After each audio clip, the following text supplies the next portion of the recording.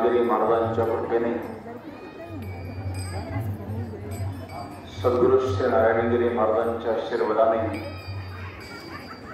असणारा 178वा अखंड हरिनाम सप्ताह आजचा आपल्या सप्ताहाचा चौथा दिवस आहे। पावसाने उघड दिल्यामुळे चांगल्या प्रकारे भजन आपण करतोय। भजन करायला चालू असतं, पाऊस असो का नसो। बऱ्याच ठिकाणी 7 दिवस अखंड पाऊस असतो तरी आपलं अखंड भजन चालूच असतं। सर्व वारकरी बांधव आपण जे सर्व कष्ट घेतो, वारकरी आपले घरदार सोडून या ठिकाणी 7 दिवस भजन करतात। ग्रामस्थ सुद्धा चांगल्या प्रकारे सर्व कष्ट घेत आहेत।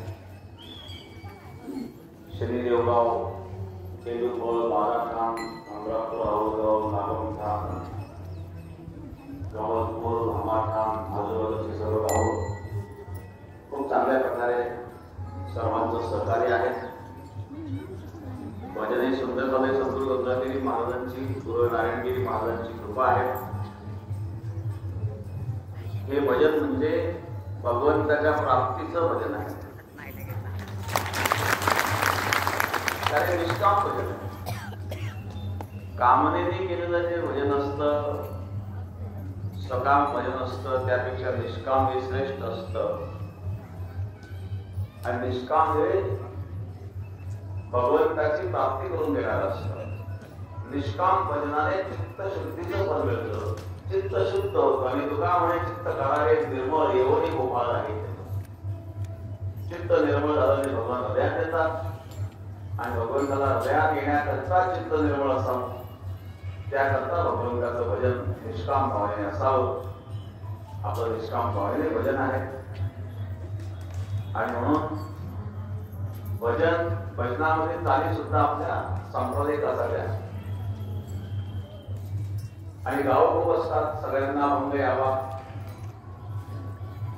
म्हणून कधी वेळ तर अभंग आपला आठवला तर मग बाकीच्यांना एक संधी मिळते। जास्त लांब लांब 8-10 कलेचे अभंग जर आपण घेतले, जास्त लांब नसेल अभंग म्हटलं,